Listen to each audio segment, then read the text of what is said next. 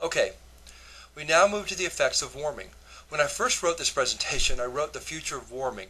But since everyone at Copenhagen conference in 2009, for example, claimed that catastrophic man-made climate change was already devastating parts of the world, particularly in poorer countries, we're going to spend a bit of time trying to find this mythical beast called man-made climate change.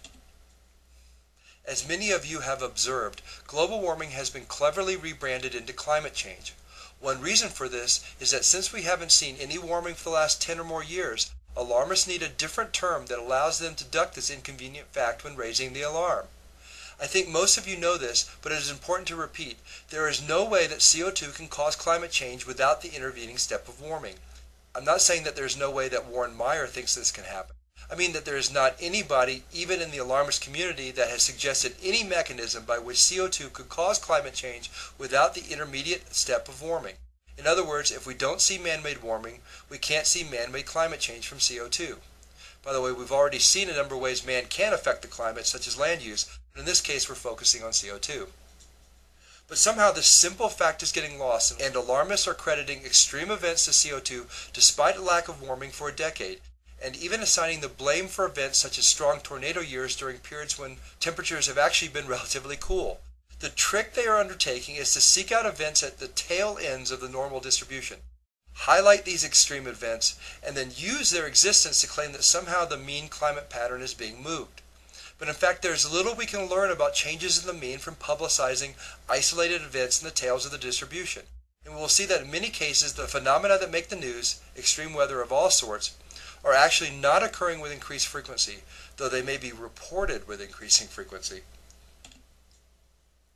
One of my hobbies is to audit college-level history courses. I just finished one on the High Middle Ages, between 1000 and 1300 AD.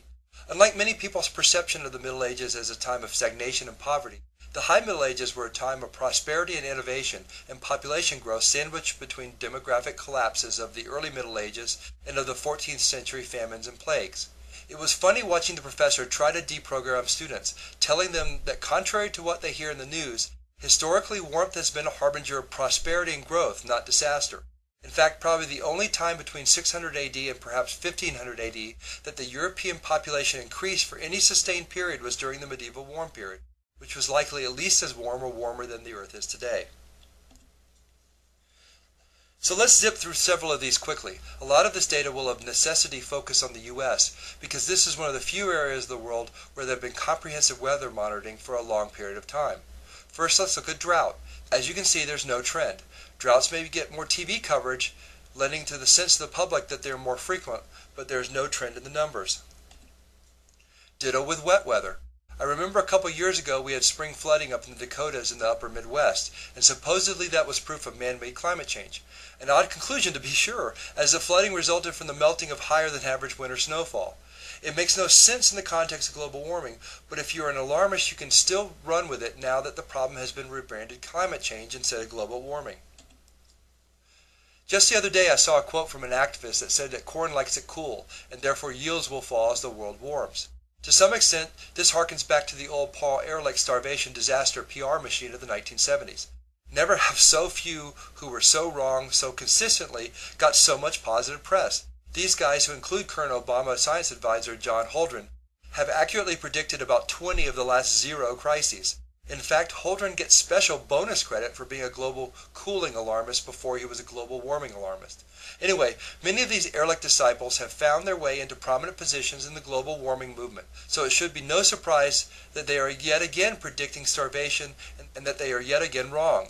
Throughout recorded history, increased temperatures have corresponded to bumper harvests, while cooler weather has led to demographic disasters. And as you can see here, U.S. corn yields have increased substantially through the same periods that climate scientists claim we've seen substantial warming.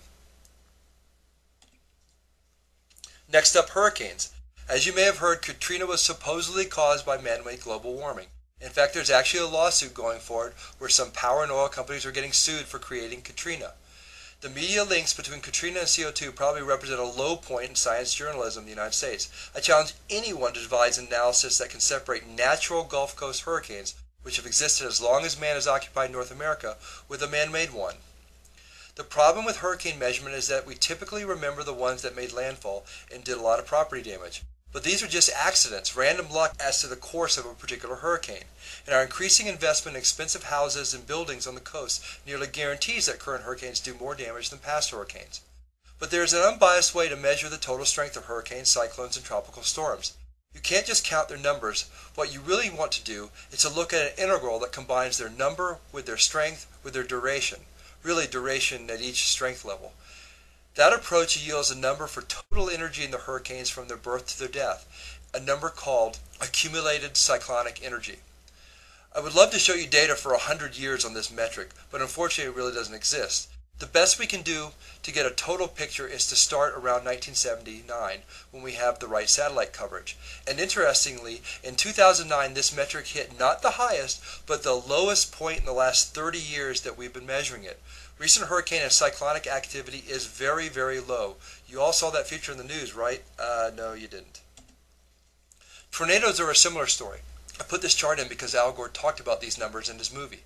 If you look at tornado counts from 1950 to today on this chart, your reaction is likely to be, oh my God, there's a horrible upwards trend. If only Al Gore and his chart makers had looked at the government data site more carefully.